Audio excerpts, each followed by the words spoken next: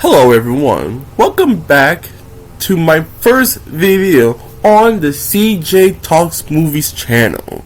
A little bit about myself and this channel.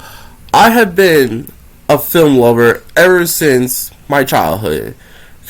Ever since the first movie that I ever remember seeing in theaters, I had to been about 4 or 5 years old watching the first Jurassic Park in theaters on a replay. Blew my mind in terms of visual effects, suspense, animatronics.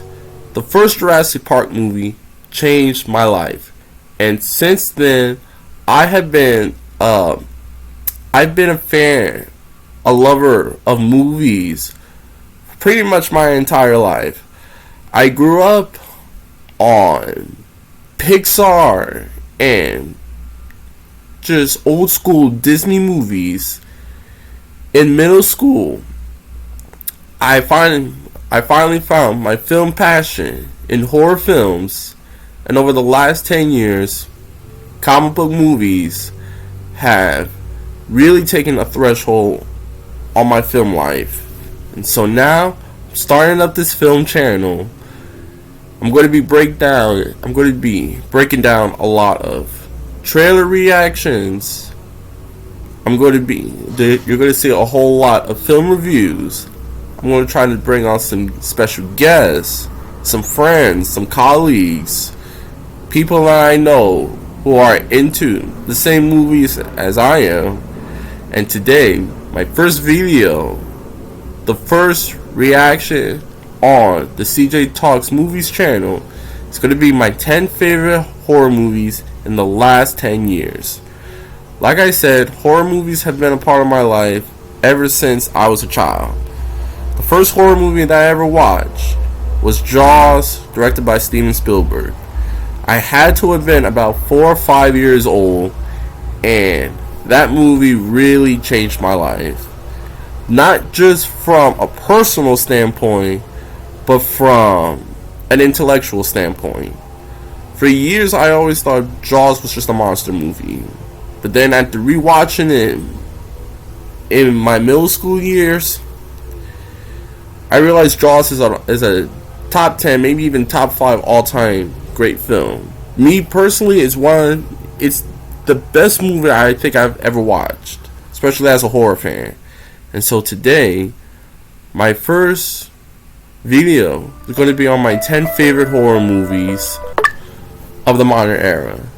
And the first movie that I want to talk about is Let Me In. Let Me In has always been an intriguing horror movie that I love to rewatch, because I remember going into this movie thinking it's just going to be your run-of-the-mill vampire kid movie. That is a little kid, gets bullied at school, doesn't have a whole lot of love in his life. He meets this vampire who's about the same age as him, and he realized that she's too dangerous to be in his life or in anyone's life. And so they build toward this epic showdown, this epic conclusion between a boy and his friend vampire. They did not go that route, and I was very happy that they didn't. This movie is really a love story painted around a horror film. Okay, you have these two kids about the same age, 13, 14 years old, don't have a lot of things going for them in their life, and they meet up, they form this pact, they form this bond, and they become better of it. And really, the villains of the movie is not the vampire or this kid. It's the people that's in this kid's life. It's the bullies. It's the school system. It's a slew of other things, and these two make each other's lives better. Okay. This young boy befriends a vampire, something she probably hasn't had in years. And this vampire comes into this kid's life, and she becomes his heart and soul. You know, the title of the movie is also very interesting because you hear in vampire lore that a vampire has to be invited into a person's household before they could come in. Well, also, what this title represents is that you have to be very careful as far as what you bring in your life. And let me in, while this visual can be very disturbing, really, she becomes the light in this kid's life. She is his protector, his friend, his guardian angel, so to speak. And sorry to delve into this late, but we are going to get into spoilers while reviewing these movies. And the ending is so brutal, sadistic, but also heartwarming. In the end, you find this kid fighting for his life. He's forced to hold his breath underwater for 3 minutes, which, unless you're a professional swimmer, is nearly impossible. And this little kid, this vampire, comes in, wrecks everyone, and saves this little boy's life. Now, he could have easily had ratted her off, kicked her out of his life, and really just disregard her, but he doesn't. He accepts her for what she is, and she accepts him for what he is. And that's why I really love this movie. It's a beautiful love story. It's brutal, it's sadistic. This movie does not hold back. This movie is a hard rated R for a reason. It's brutal, it's bloody, it's violent. It's also kind of adult in terms of how they form their relationship. And so, I just don't, let me in. One of the more underrated horror movies in the last number of years, and in my opinion, one of the better vampire stories of all time. Let me in. Number 10 on my list gets an A-. My only critique, my only negative on this film is that halfway through, you can kind of tell that where this movie is going. You could kind of easily tell, though the way they execute it is really beautiful. Number 9 is a franchise that's very dear to my heart. It's one of my 3 all-time favorite horror movies, and that is the franchise with the recent reboot, Halloween. I love this movie so much. I really do. I mean, the charm, the violence, the grisly murders. This movie made Michael Myers scary again. It really did. I mean, the thing that makes Halloween and Michael Myers so special is the unknown. You don't know how he came to be. And honestly, you don't really need to know. Halloween, the thing that I love most about this Halloween movie, it's just about everything as good as the first one. I'm not saying it's as good as the first one, because it's not. It's a pretty marginal step down, if I'm being honest. But the things that made the original Halloween special, the cast, the score, the way the movie is shot, David Gordon Green, brilliant job directing this movie, man. The way the movie is shot, Jamie Lee Curtis' portrayal, her performance is phenomenal. Again, the cast is really good.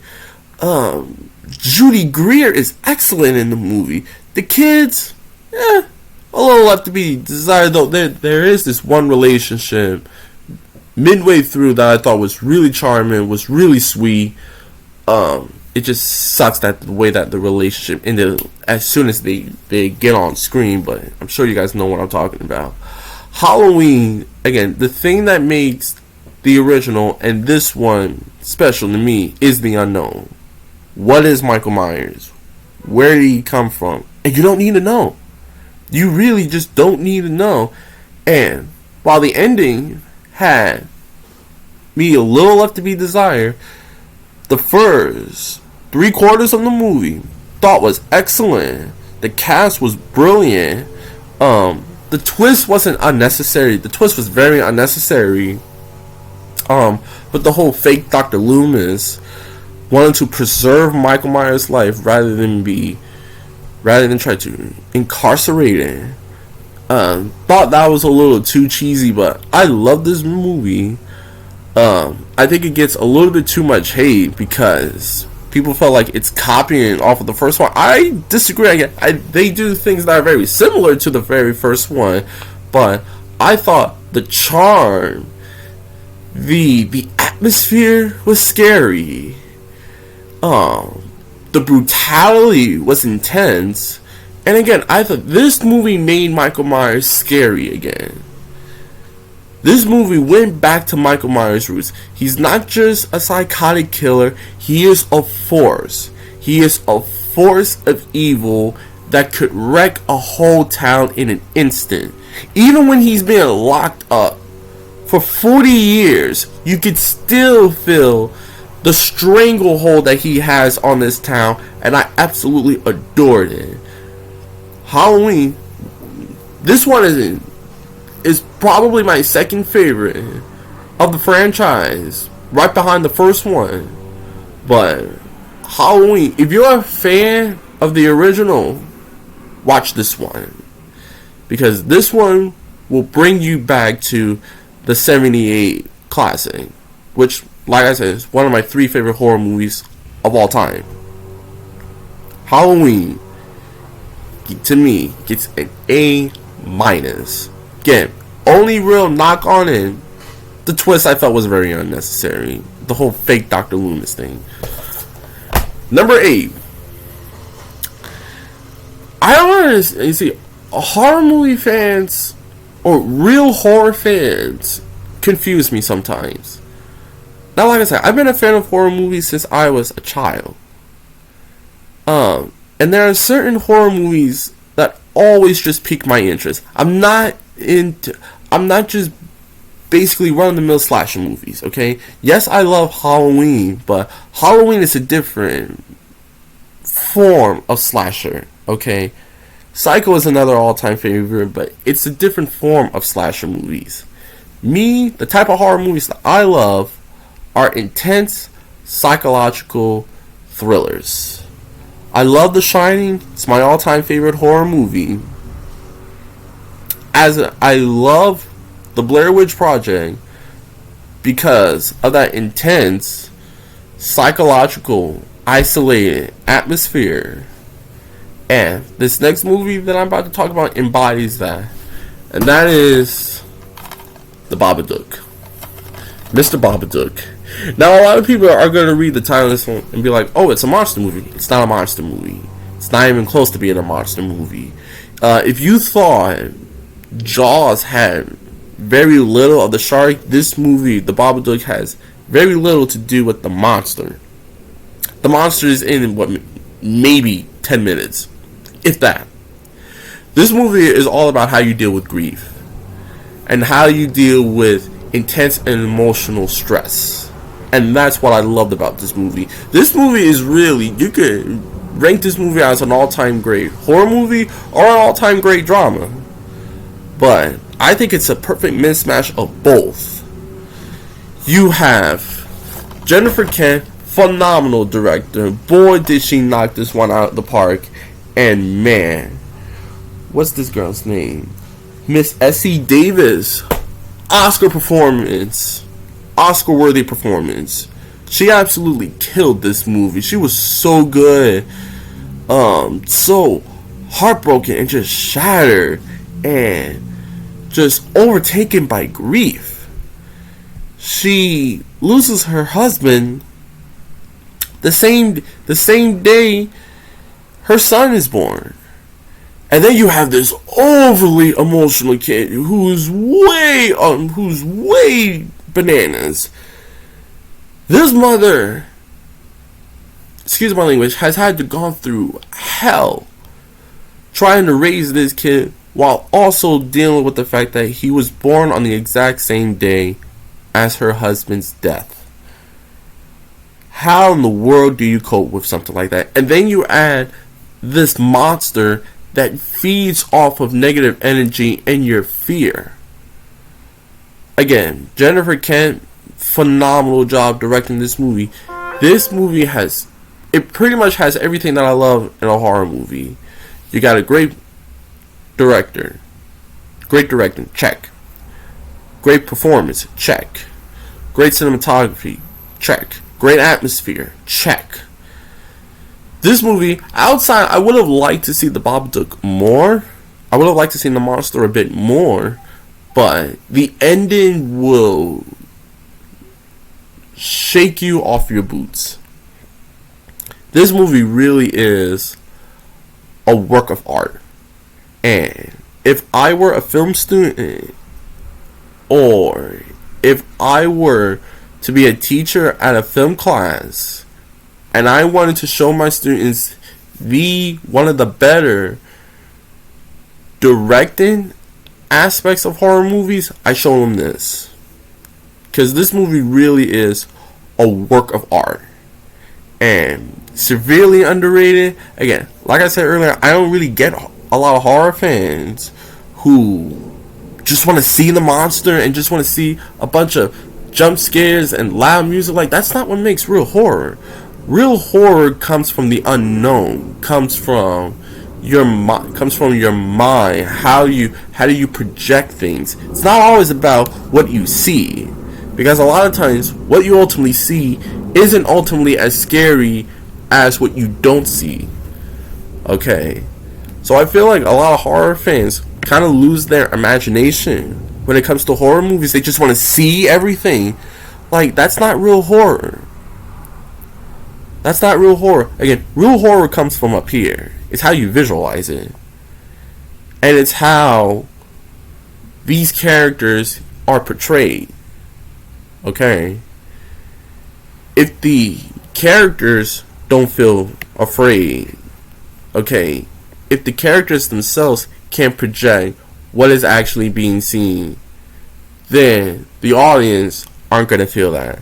So as long as you're able to build up that suspense, that intensity, bring that atmosphere, you're going to be able to scare the living daylights out of your audience without showing them a thing.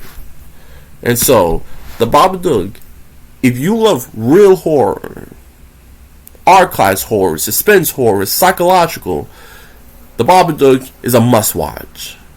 Because I feel like this movie gets entirely too much blame for not seeing a whole lot of monster. But if you allow your imagination to do the work, you would be blown away by this movie. Excellent movie. Really don't have any critiques on this movie. I'm going to give it an A+. The only reason why this movie isn't ranked higher on my list is because, well, there have been so many great horror movies this past decade. Oh, just by the way, when I say last decade, I mean from 2010 to 2019. So, The Invisible Man, any horror movies that you want to recommend me dating back to last year, I'm sorry, I can't rank that in the previous decade because we're in a brand new decade, you know. So, keeping it from 2010 to 2019. Alright, let's get on to the next one. And this one breaks my heart that it's this low. It really does me. This guy has directed so many of my favorite horror movies the last few years, or has produced some of my favorite horror movies the last few years. He's probably my all-time favorite horror movie director, Mr. James Wan.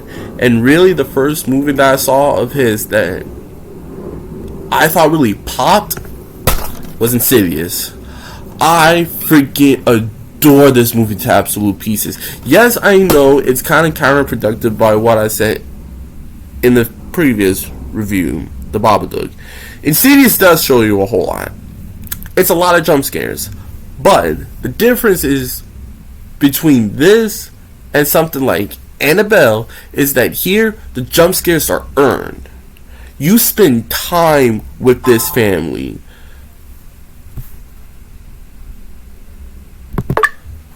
You spend time with these characters.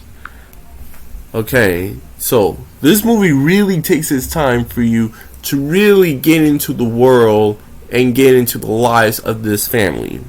Okay, you spend a lot of time with the parents, of course. Excuse me for going back. You go back and you get into the Lambert family. Okay, you get into their past. They move into this new house. What do the parents do? Spend a lot of time with the family before the creepy stuff happened. And then once the suspense builds, it doesn't let you go. It never lets you go, actually, even until the very end. I saw this movie opening weekend. The day, no, I saw this movie. I want to say opening night, the weekend it was coming out. And before I even get into this movie, I heard someone on the radio says that this is the scariest movie he's ever seen since The Exorcist. And at the time, I hadn't watched The Exorcist yet, but I know how much of a classic and how obviously frightening The Exorcist is. And so, for someone to be almost comparing this movie, saying that it's the next Exorcist, really piqued my ears. Sorry. And right from the beginning, I felt that not a whole lot is happening in this movie. You know, yeah, stuff are moving around by themselves. Yes, you have a very annoying baby that's crying all the time. But then, one of the main characters, as I'm sure all of you saw from the trailer, falls into a coma. And I was like, okay, here we go. Family moves into a new house. You know, some weird things are happening. One of their kids falls into a coma. It's just your run-of-the-mill haunted house movie. But it's not. As you saw from the marketing and from the trailers, it's not the house that's haunted. But it's the kid. And I was like, how is that possible? How is the kid haunted?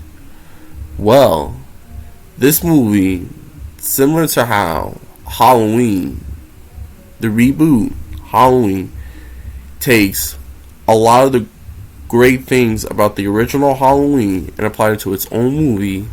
This movie takes a lot of Poltergeist. It really is. It's kind of like just a darker version of Poltergeist.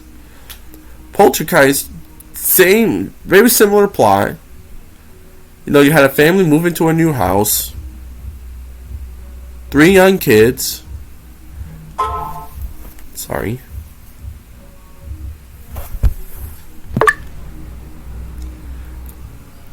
And it's kind of almost a run-of-the-mill haunted house movie.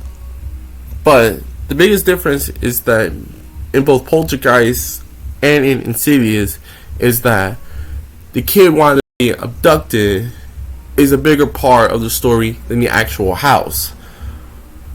As a matter of fact, in Insidious, the house doesn't play a factor at all. And then you bring on these ghost hunters, these mediums, to investigate, and they just steal the whole movie. Now again, the reason why I feel like this movie is so much different than any of your run-of-the-mill haunted house movie is because you actually spend time to actually get to know these characters. You actually get to know the people working on this case, and the scares in this movie are earned. You know, they don't just show you freaky faces just for the sake. No, they play an integral part of the actual story. Rather than just your boring old Ouija movie or Annabelle or any of these stupid other haunted house or exorcism type of movies. No, this movie, Insidious, throws a lot of different scares at you.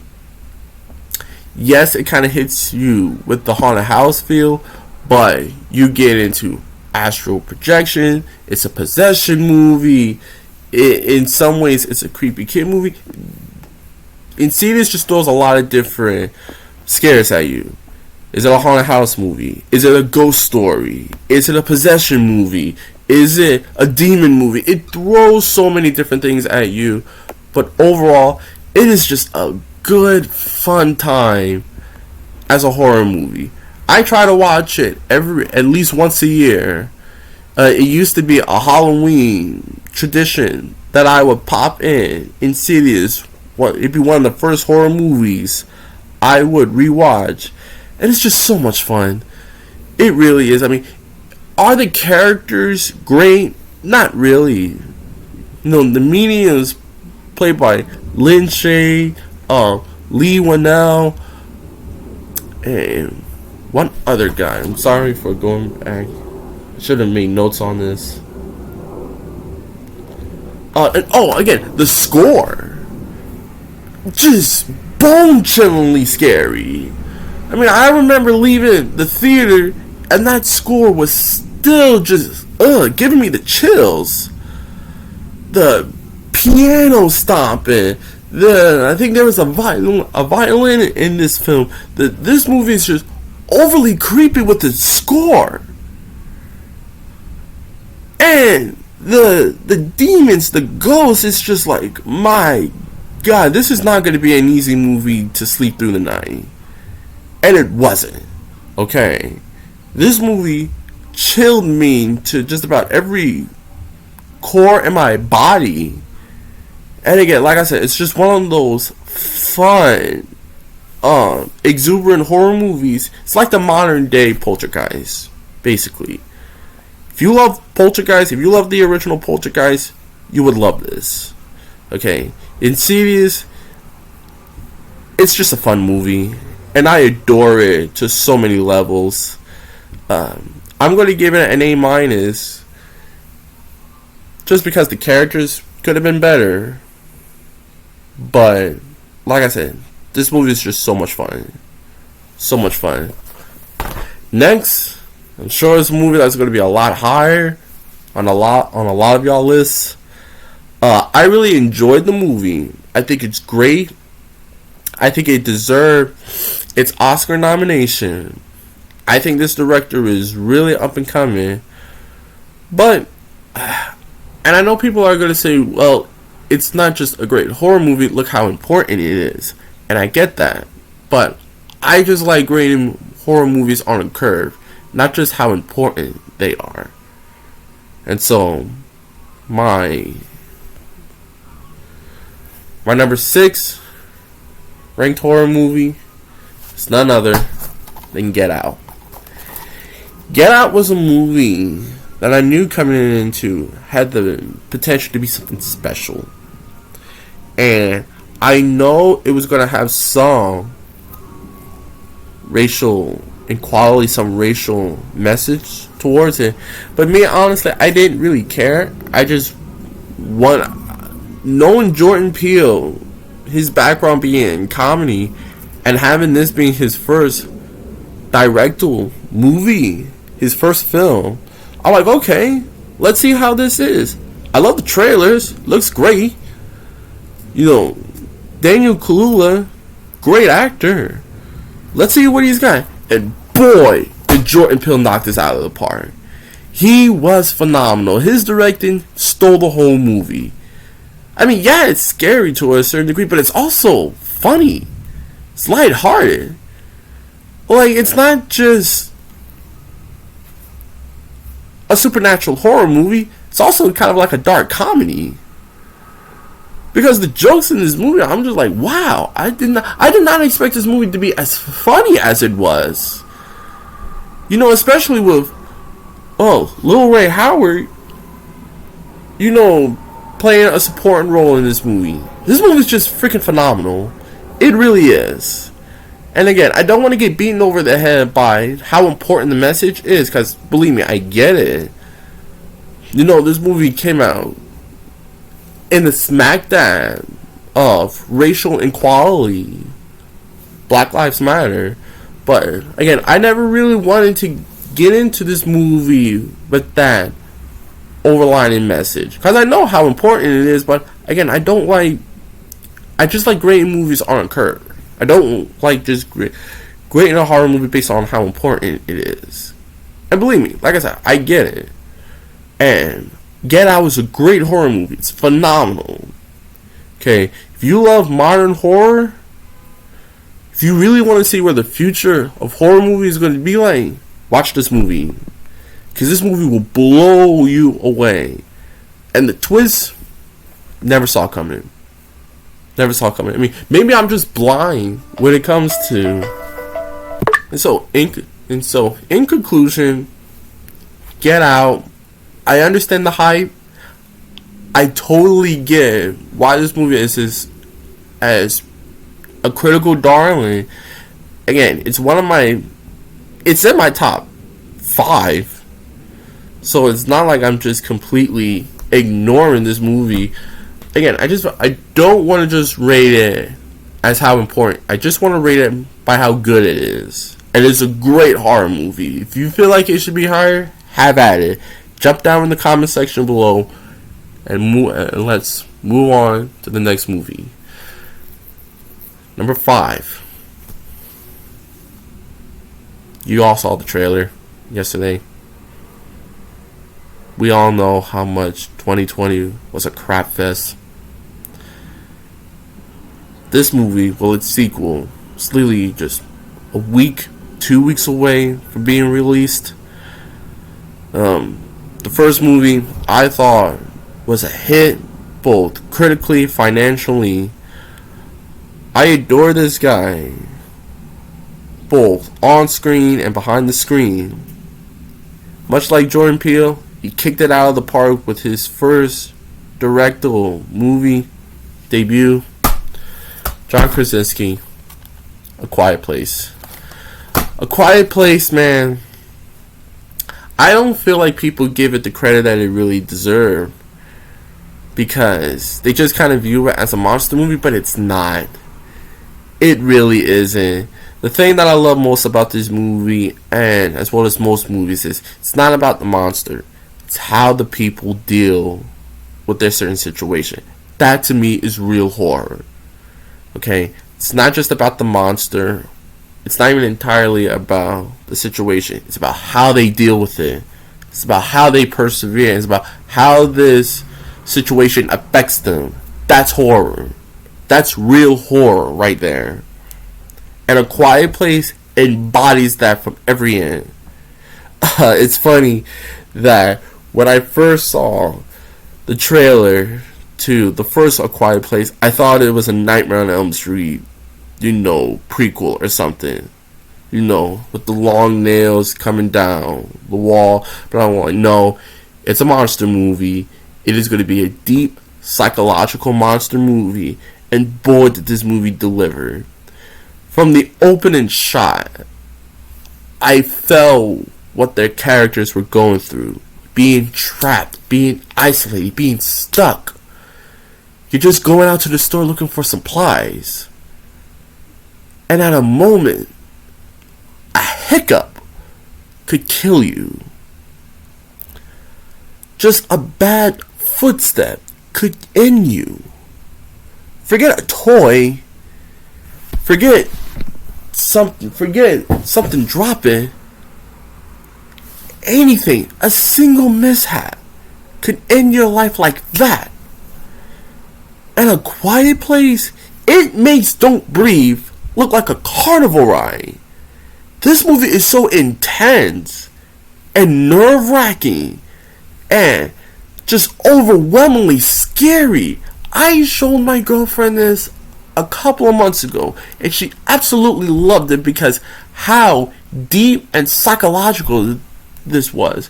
I mean, again, forget about the monsters for a second. It's how these characters deal with these issues, and I love that. I absolutely adored it. Again, A Quiet Place, yes, it is a monster movie. And it is a deep, violent monster movie. But it's how the characters deal with them. And it's how they resolve their issues. Not just as a family, how they deal with it as a society. The way they could track all these plans, all these scenarios. They have a plan for absolutely almost everything as far as how to deal with these monsters. And again, I really appreciate horror that forces the characters and the audience to react to a certain situation. Again, it's not always about the monsters, but it's how they deal with it. It's what made Jaws special.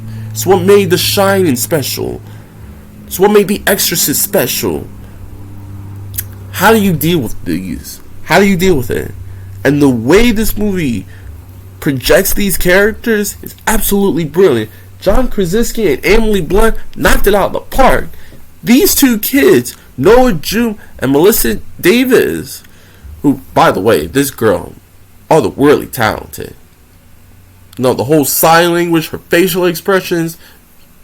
Twin girls are usually jerks, but what can you do? This family is just so neat and tight. And they fight for each other. They make mistakes. They feel bad. And the way they overcome them is breathtaking. This ending, my God. I almost burst out in tears. By the way, this movie ended. And so, A Quiet Place, easily top 5, in my opinion. You can argue whether it's number 2, number 3, some even think it may be number 1. John Krasinski. Can't wait to see what you do with the second one. I'm really excited. You knocked it out of the park with A Quiet Place. Hats off to you. It's my number 5 ranked horror movie. And again, the only reason why any of these movies aren't ranked higher is because this past decade was a great year for horror. It really was. Number 4. You knew this had to be on the list. You knew it had to be there. Listen, as I mentioned before, The Shining, probably my all-time favorite horror movie. I love Stephen King adaptations. Okay? I love The Shining. Stand By Me is probably up there. Number 2, number 3. The Mist, I incredibly love. I feel like that's another underrated horror movie. Cujo was great. I loved Cujo. But man, this just might be my second favorite Stephen King adaptation. Number 2 or number 3. And that is the blockbuster hit. You know it had to be up here. It Chapter 1. My God, with this movie, such a blast. Loved every single minute of it. From the atmosphere, the coming of age story, the violence, the characters, everything about this movie just absolutely ruled. I love this movie. I could watch this movie every day. And not once do I get bored out of it. The characters, the Losers Club, are so good in this movie. Maybe the best ensemble children's cast I've ever seen in terms of performances. Finn Wolfhard stole the movie. Freaking Janie Lieberher. Awesome. Who's the little kid that plays Eddie? I'm sorry, kid. Dang it. Where's the rest of the cast? It doesn't matter. Bill Skarsgård. My God, was this guy good. First big acting role. And he lands Pennywise. One of the greatest villain portrayals in a horror movie in years. Probably since Freddy Krueger, if I'm being honest. This movie has it all. You talk about the hallmarks of a great movie. You got a great writer. Check. Stephen King. Glad he approved this movie. Because I think this is way better than the miniseries with Tim Curry. Again, I enjoyed it for what it was, but this has nothing on the feature film. It has nothing on the theatrical version. Stephen King, his work, A+. Andy Muschietti knocked it out of the park. Love the guy. Loved him back from when he did Mama. I'm like, the guy from the director who did Mama is doing it? Is doing a Stephen King adaptation? Take my money. Take my money. Love the guy for what he did with Mama. Really good director. Now you give him material like this, he's going to knock it out of the park. Then you add to the fact with this cast, unbelievable. And then, of course, the big outlier. What is Pennywise? My God, from the opening scene, I've seen the It miniseries more times than I can count. Okay, I know the first part of the book like it's the back of my hand. But the way that they shot little Georgie's death, I knew what was going to happen. I knew it was coming. I knew exactly what was going to happen. And yet still, the way they did it blew my mind. When they said that this movie was going to be a hard rated, I was like, okay, really? I know it's going to be rated hard because I'm expecting this movie to be graphic and bloody and very suspenseful. But exactly how violent are they going? Oh, they're going for it. They are going for it. The minute Georgie meets up with Pennywise, you get that sense of danger, but they take their time with it. Okay, they got to spend a little bit of time with Georgie and Pennywise. The way he manipulates this kid, the way he attacks him, figuratively and literally, and the minute he bites off Georgie's arm and he's trying to scurry away, and you see that long arm just reach out from the sewer and pull him underneath, I'm like, no! This movie is, again, unbelievable.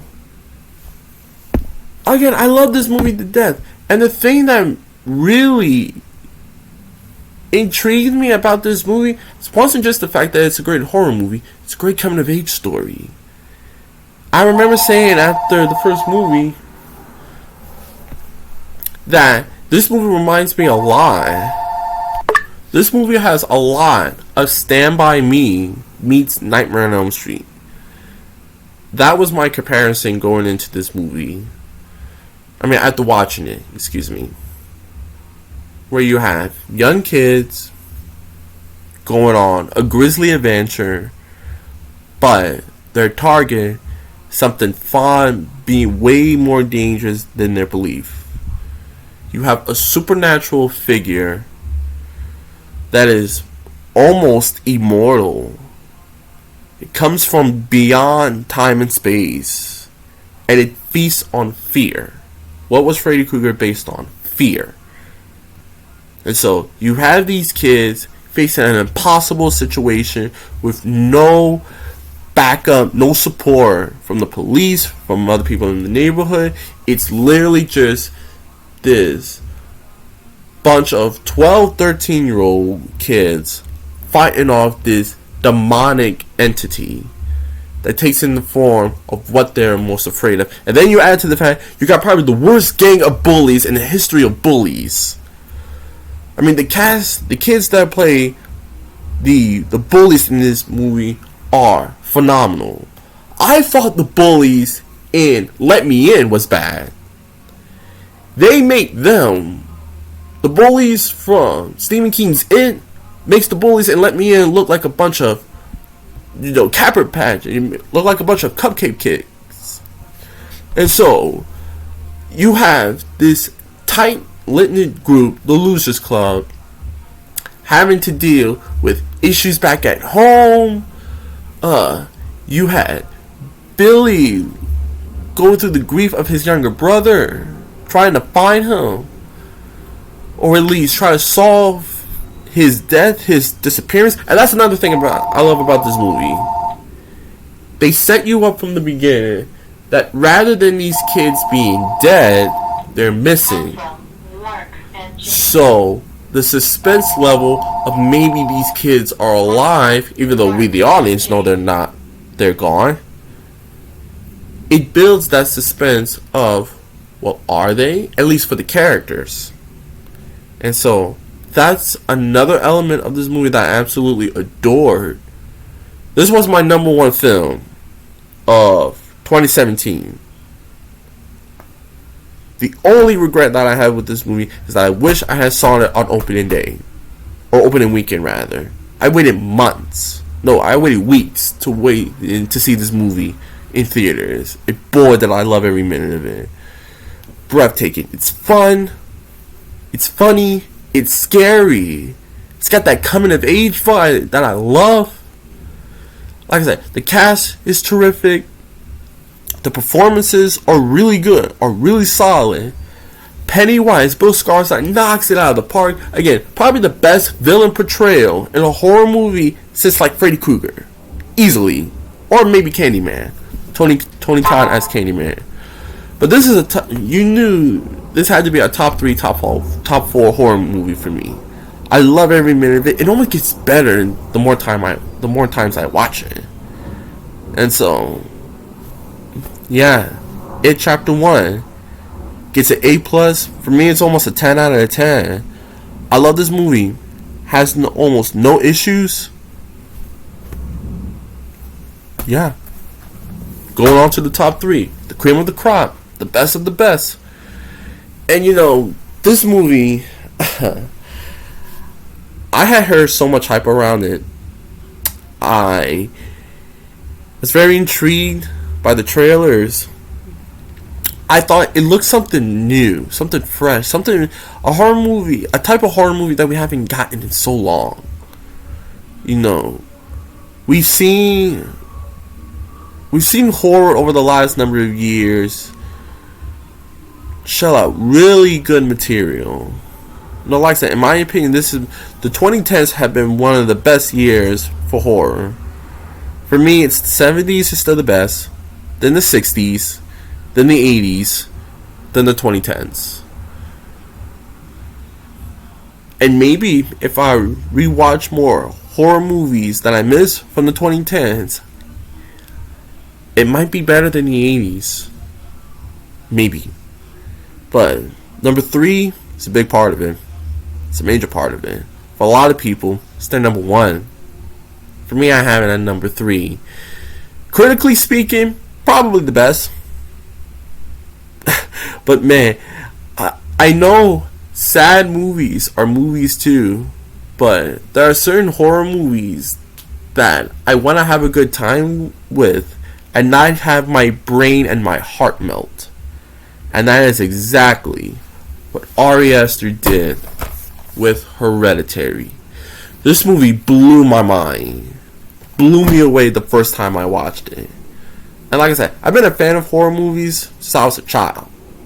Okay? I've gone back and watched 80s, 70s, and even some 60 horror movies. But there's only been one horror movie to leave me as nerve-wracking and broken as Hereditary did. So there's been one other horror movie to do that to me. And that is The Exorcist. You know, I'm going to tell this quick story of me and The Exorcist before I go back to Hereditary. I saw The Exorcist when I was in the middle of my horror movie prime. I was watching just about everything when it comes to horror movies back in 2011. And for Christmas, my dad, over those years, he would give me horror movies for Christmas or for my birthday. And so he got me all the Omen movies and the uncut version of The Exorcist. I was initially going to watch The Omen first, because I know it's probably my dad's favorite horror movie, and it was one of those horror movies that in which I saw the remake, but everyone kept clamoring to me, you gotta see the original. And so I go over and I ask my dad, which one should I see first, The Exorcist or The Omen? He recommended that I should see The Exorcist first. So I'm like, okay, it's Christmas Day, we're at my uncle's house, and I let my mom know that, okay, my little brother Dylan, who was way too young to obviously see a movie like that, I was like, okay, I'm going to go home. We were at my uncle's house at the time. We're going to go home. We're going to wait till Dylan falls asleep, because we shared a bedroom, and I'm going to pop in The Exorcist. Now, my mom warned me, because I was 16 at the time. Yeah, was I 16? It was 2011. No, I was 15 going on 16. And my mom warned me, Christian, if you do not take any more advice from me, any advice at all, do not go home, watch the uncut version of The Exorcist, and go to bed. I'm like, Mom, this is me we're talking about, okay? I've seen the best of them. Except The Exorcist. And she's like, Christian, The Exorcist is different from any other horror movie you've ever watched. Watch it in the middle of the day. You can wait till the next morning or the next afternoon to watch it. I was like, no, I want to watch it tonight. He's like, okay, don't say I didn't warn you. I made it to about halfway through it. When Regan turned her head completely around, I literally turned about as white as paint. White as paint. And I stopped literally halfway through it. I went into my mom, who's in the kitchen, and I was like, Mom, what? And she was like, what's wrong, Christian? She turned her head completely around. And she was like, I warned you. I told you do not watch it right before bed. And every time I closed my eyes that night, that's all I was able to see of Regan, half possessed, turning her head completely around. Could not go to sleep the next night. Or that night.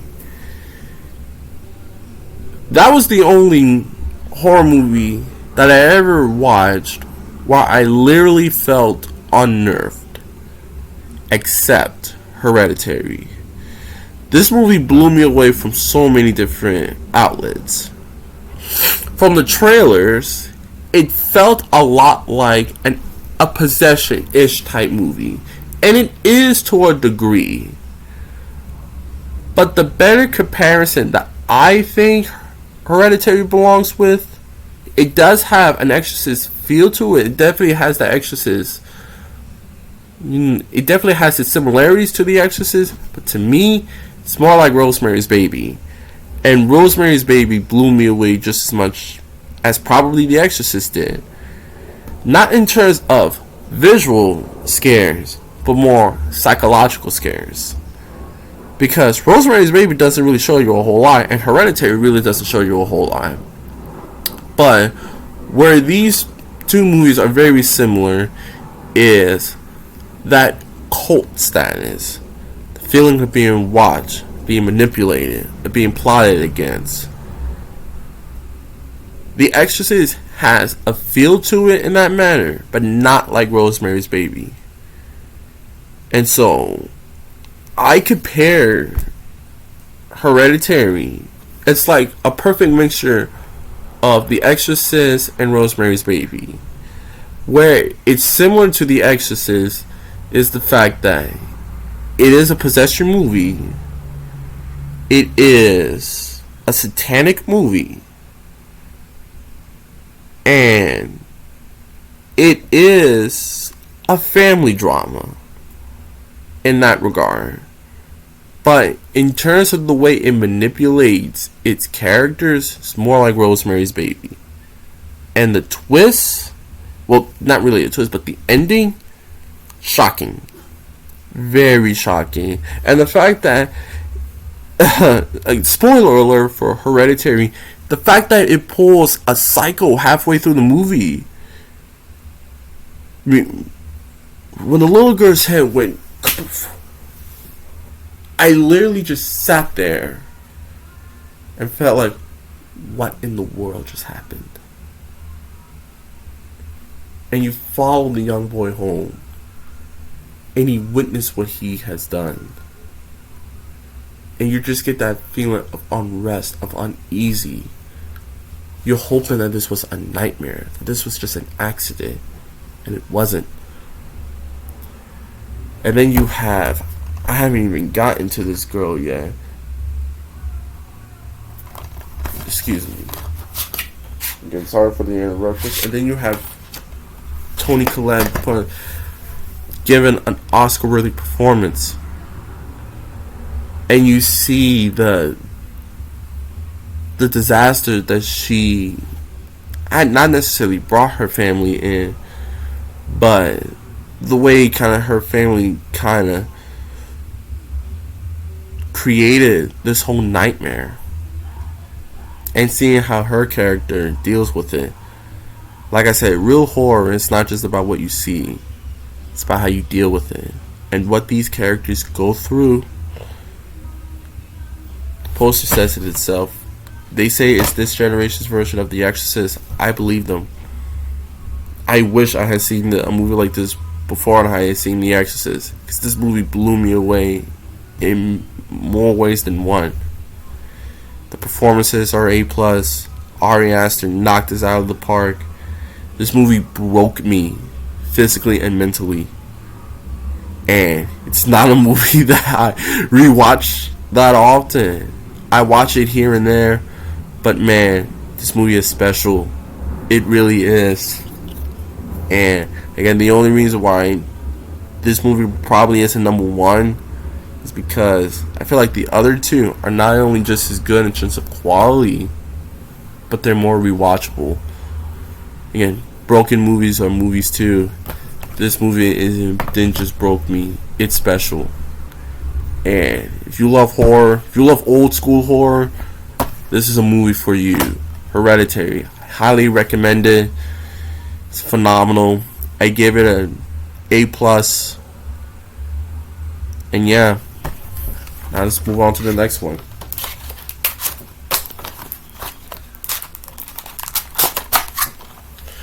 Number 2.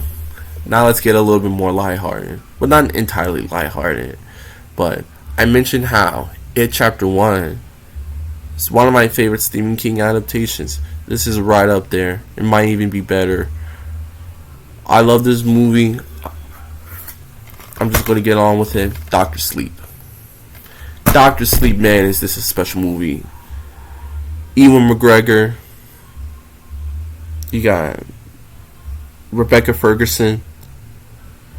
This little girl, I forgot what her name is.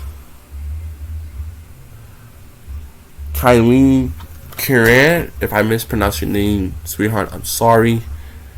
This movie is special, in my opinion. It has everything that I love about The Shining. Yeah, it's a haunted. Yeah, it's kind of like a haunted house movie, but it's more than that. It's a deep psychological drama. And, you know, in a way, and follow me with this. It kind of has the build of a comic book movie. And what I mean by that is that it takes place right after The Shining, obviously. You have Danny trying to overcome his alcohol fueled mess. He's still overcoming the grief of what him and his mother went through back at the Overlook. And then you have these cast of characters, the True Knot clan, and they nearly steal this whole movie, especially Rebecca Ferguson. What a performance. Man, was she incredible. And just the violence, again, to make this an overall point as far as horror movies, real horror comes from the suggested. It's not always about what you see, sometimes it's about what you think you saw. And there is a point in this movie where I was so shocked at the brutality and the violence of this movie. I literally had to cover my eyes for it briefly. And it was just so unnerving and frightening. For those who may not know what I'm talking about the death of the baseball boy, played by Jacob Tremblay. When I saw that clan track him down and eat him, I was like, no. This clan is something otherworldly. And as the cook from the Overlook Hotel, back from The Shining, please forgive me as I'm blanking out on these names, but the guy that mentored young Danny and his shining ability, like he said, they eat, screams, and they drink pain. This is something well beyond what Danny's or this girl's natural abilities are. They're not immortal by any means, but they are something ancient. And this power, what feeds them, is ancient itself. And the way Mike Flanagan directed this movie, I've been rooting for him ever since Oculus. I love that movie. Had a chance to rewatch it a couple of weeks ago. It's still really good. When I heard that he was directing this movie from the trailer alone, I was like, I'm in. This movie has the potential to be something special, and it was. This movie has a chance to be really something intriguing, and it was.